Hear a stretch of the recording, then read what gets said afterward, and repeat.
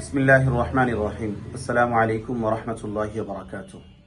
সম্মানিত প্রিয় দেশবাসী, প্রশাসনের দায়িত্বশীল ব্যক্তিবর্গ এবং সাংবাদিক বন্ধুগণ, সকলের দৃষ্টি আকর্ষণ করছি।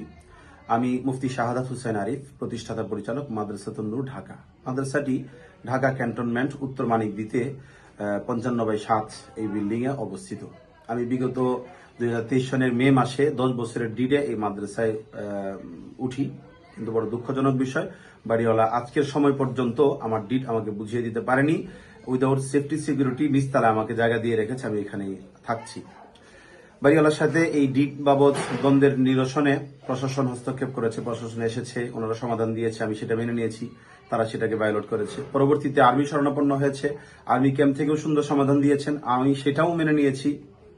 কিন্তু তারা সেটা ব্যর্থ হয়েছে তারা মানতে। যেমন আর্মির সিদ্ধান্ত ছিল এমন, এই মাসের 31 তারিখে আমি চলে যাব, তারা আমার পাওনা টাকা তাদের কাছে 2,87,000 টাকা তারা আমাকে ব্যাক দিবে। আজও পর্যন্ত 1 পয়সাও তারা আমাকে ব্যাক দিতে পারেনি। যেটা দেওয়ার 1.5 লাখ টাকা দেওয়ার ডেট ছিল গত অক্টোবরের 30 তারিখে।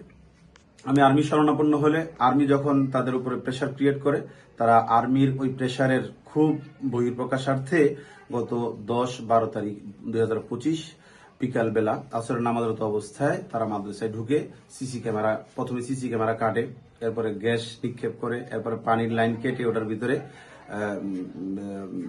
তরল পদার্থ মিশ্রিত করে, লাথি দিয়ে তালা এবং দরজা ভেঙে ভিতরে ঢুকে ছাত্রদেরকে মারপিট করে এবং ছাত্রদের আসবাবপত্র সব রাস্তায় ফেলে দেয়। আমার অফিসে ঢুকে অফিসে লুটপাট করে আমার ডয়ের থেকে প্রায় 65,000 টাকা, একটি মোবাইল নিয়ে যায় এবং কোরআন শরীফগুলো তারা এই দোতলা থেকে নিচে নিক্ষেপ করে রাস্তায় ফেলে দেয়, যার বিস্তারিত ভিডিও ফুটেজ আমার সামনে রয়েছে, এলাকাবাসী সাক্ষী দিবে।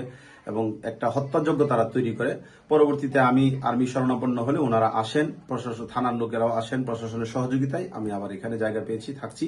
আমি এই ব্যাপারে সকলের সুদৃষ্টি চাচ্ছি এবং দৃষ্টান্তমূলক শাস্তি আমি দাবি করছি আপনাদের কাছে। আসসালামু আলাইকুম ওয়া রাহমাতুল্লাহি ওয়া বারাকাতুহু।